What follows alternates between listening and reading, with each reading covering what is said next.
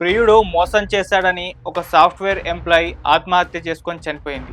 ఇప్పుడు ఆమె మృతదేహాన్ని తీసుకొని ఆమె బంధువులు ఆ ప్రియుడి ఇంటి దగ్గరే ఆందోళన చేస్తున్నారు. ఆ మృతదేహానికి తాళి కట్టి అంత్యక్రియలు చేయాలని చెప్పేసి పెద్ద ఎత్తున అక్కడ ఆందోళన చేస్తున్నారు. ఇది ఇప్పుడు ప్రకాశం డిస్ట్రిక్ట్‌లో జరిగిన ఈ ఘటన స్థానికంగా అందరినీ కూడా కలిచివేస్తుందని చెప్పుకోవాలి. అసలేం జరిగింది ఈ ఘటనలో? ఎందుకు ఆ ప్రియుడు మోసం చేశాడు? మరి ప్రియురాలు తను ఈ విధంగా ఎందుకు నిర్ణయం తీసుకుంది? ఇప్పుడు వాళ్ళ కుటుంబ సభ్యులు ఏమని చెప్తున్నారు? ఏం ఆరోపణలు చేస్తున్నారు? అనేది ఒకసారి దీనికి సంబంధించి చూద్దాం. ఇది అడ్డగల్ల కీర్తి అనే ఒక అమ్మాయి. తిను ముంబైలో సాఫ్ట్‌వేర్ ఇంజినీర్‌గా పనిచేస్తుంది. తిను గుంటూరు జిల్లా పత్తిపాడు మండలం చినకొండ్రపాడు గ్రామానికి చెందిన అమ్మాయి.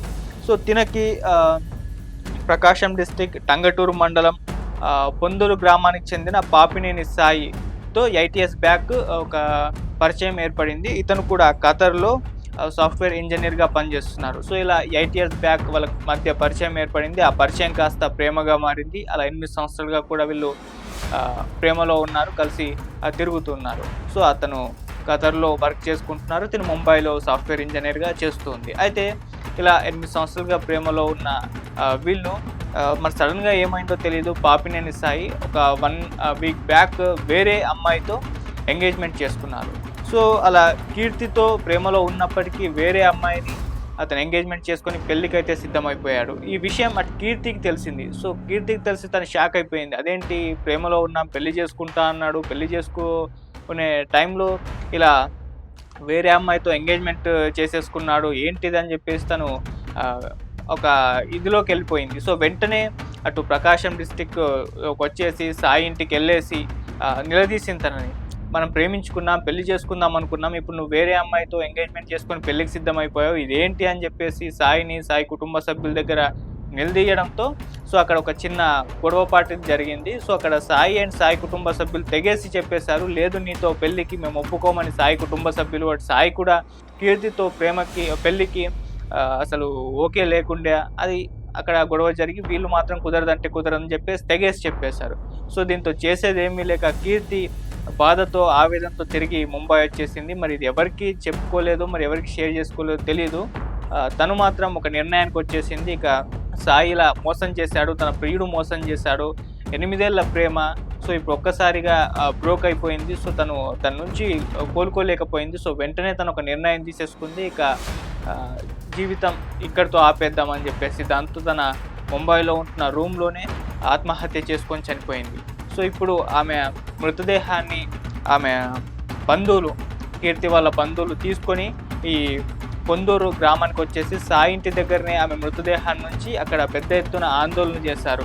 సాయి చనిపోయిన నా కూతురి కి తాళి కట్టాలి అని చెప్పేసి అక్కడ వాళ్ళ పేరెంట్స్ పెద్ద ఎత్తున ఆందోళన అయితే చేస్తున్నారు. అంతేకాకుండా సాయి కుటుంబ సభ్యులు అంత్యక్రియలు కూడా చేయాలని చెప్పేసి వాళ్ళక్కడ డిమాండ్ అయితే చేస్తున్నారు. సో, అక్కడ ఒక ఉద్రిక్త పరిస్థితి ఆ పొందూరు గ్రామంలో అయితే చోటు చేసుకుంది.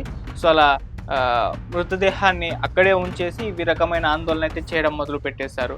సో, ఇది అక్కడ స్థానికంగా కూడా అందరినీ కలిచివేస్తుందని చెప్పుకోవాలి. ఇలా ప్రియుడు మోసం చేశాడని చెప్పేసి ప్రియురాలు సూసైడ్ చేసుకొని చనిపోవడం, ఆమె బంధువులు ఇలా తీవ్ర ఆవేదనతో, బాధతో నా కూతురు ఈ విధంగా మోసపోయింది తన చేతుల్లో అని చెప్పేసి అక్కడే ఆందోళన చేయడం అయితే జరిగింది. అయితే ఈ విషయం మరి ముందో తెలుసో ఏంటో గానీ సాయి కుటుంబ సభ్యులు ఎవరు కూడా ఇంట్లో లేరు. సాయి భయంతో ఖతర్ పారిపోయారని చెప్పేసి వాళ్ళ కుటుంబ సభ్యులు ఆరోపిస్తున్నారు. అలాగే సాయి కుటుంబ సభ్యులు కూడా ఇంట్లో లేరు. వాళ్ళు ఎక్కడికెళ్ళిపోయారో కూడా తెలీదు. సో, వీళ్ళైతే అక్కడే ఉండి సాయికి తాళి కట్టాల్సిందే, వీళ్ళ కుటుంబ సభ్యులు అంత్యక్రియలు చేయాల్సిందే అని చెప్పేసి పట్టుపట్టారు. అయితే సాయికి దూర బంధువులు కొంతమంది వచ్చి వాళ్ళు కూడా బాధతో ఈ మృతదేహానికైతే అంత్యక్రియలు అయితే చేశారు. సో, సాయి మరి వాళ్ళ కుటుంబ సభ్యులు ఎక్కడికెళ్లారో తెలీదు.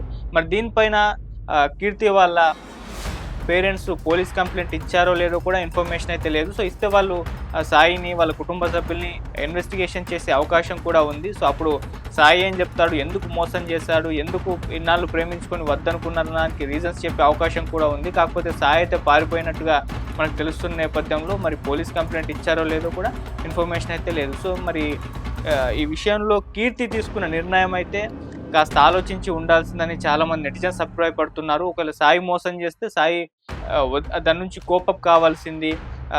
సాఫ్ట్వేర్ ఎంప్లాయ్ తను, చదువుకున్న అమ్మాయి. సో దాని నుంచి ఆ ట్రామా నుంచి బయటపడేందుకు పేరెంట్స్ హెల్ప్ తీసుకోవాల్సింది, ఫ్రెండ్స్ హెల్ప్ తీసుకోవాల్సింది, దాని నుంచి బయటకొచ్చి ఇంకొక ఇన్నింగ్ మొదలు పెట్టాల్సింది. తను చదువుకుంది, జాబ్ కూడా ఉంది కాబట్టి మంచి అబ్బాయిని చూసి పెళ్లి చేసుకోవాల్సింది. అనవసరంగా ఇటువంటి మోసగాడి చేతిలో మోసపోయి తను ఎటువంటి నిర్ణయం తీసుకోకుండా ఉండాల్సిందని చెప్పేసి చాలామంది అభిప్రాయపడుతున్నారు. ఏదేమైనా తను తీసుకున్న నిర్ణయం తీసేసుకుంది. ఇప్పుడు తను లేదు. మరి వాళ్ళ పేరెంట్స్ అయితే ఈ రకంగా ఆందోళన చేశారు. సో అంత్యక్రియలు అయితే సాయి వాళ్ళ దూర బంధువులు చేశారు. మరి ఏం జరుగుతుంది ఫర్దర్‌గా? మరి పోలీస్ కంప్లెయింట్ ఇచ్చారా లేదా? ఇస్తే వాళ్ళు ఇన్వెస్టిగేషన్ చేసే అవకాశం ఉందా? అప్పుడు సాయి ఏం చెప్తాడు? ఏమైనా యాక్షన్ తీసుకునే అవకాశం ఉందా? ఇటువంటివన్నీ కూడా ఫర్దర్‌గా ఏం జరుగుతుందో అయితే మనం కూడా చూడాల్సిన అవసరం అయితే ఉంది.